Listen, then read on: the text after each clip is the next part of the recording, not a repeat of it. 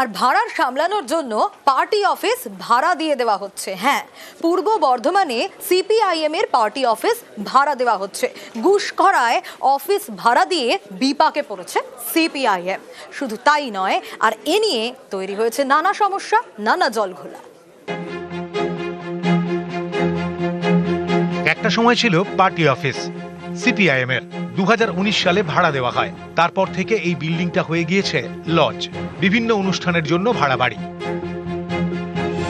তিনতলা এই বাড়ি ফিরে পেতে ঘাম ছুটছে পূর্ব বর্ধমানের ঘুষখরার সিপিআইএম নেতাদের। একসময় বর্ধমান ছিল সিপিআইএম এর শক্ত ঘাঁটি। সেখানকারই ঘুষখরা পুরসভার 7 নম্বর ওয়ার্ডে লজ পাড়া এলাকা। এখানে সিপিআইএম এর অফিস, নাম রবীন সেন ভবন। 1999 সালের মে মাসে এই অফিসের উদ্বোধন করেন তৎকালীন মন্ত্রী বিনয় কৃষ্ণ চৌধুরী। 2011 সালে রাজ্যে পালা বদল।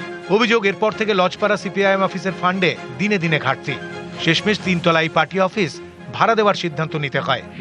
স্থানীয় সিপিআইএম নেতৃত্বের দাবি, পার্টি অফিসটি স্থানীয় স্বপন পালকে 3 বছরের জন্য ভাড়া দেওয়া হয়। 2019 সালের জানুয়ারি থেকে 2022 সালের জানুয়ারি পর্যন্ত চুক্তি অনুযায়ী বছরে ভাড়া 1,80,000 টাকা।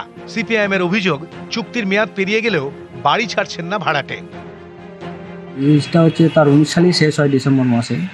পরবর্তী সময় তাকে বিভিন্ন সময় বলার পর কিন্তু সে এগ্রিমেন্ট না থাকা সত্ত্বেও সেটাকে সে নিজের হস্তান্তরের মধ্যে রেখে দেয়।